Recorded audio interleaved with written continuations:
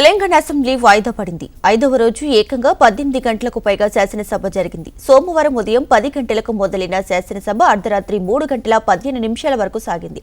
గతంలో 12 గంటల పాటు కేసీఆర్ ప్రభుత్వం సభను నడిపింది. ఇప్పుడు ఆ రికార్డును రేవంత్ సర్కార్ బ్రేక్ చేసింది. సుదీర్ఘంగా జరిగిన ఈ సెషన్లో 19 పద్దులకు ఏకగ్రీవంగా ఆమోదం తెలిపింది శాసనసభ. అయితే 19 పద్దులపై 5గురు మంత్రులు సమాధానాలు ఇచ్చారు.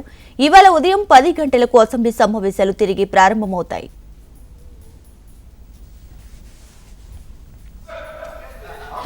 Now the House is urgent to meet again at 10 a.m.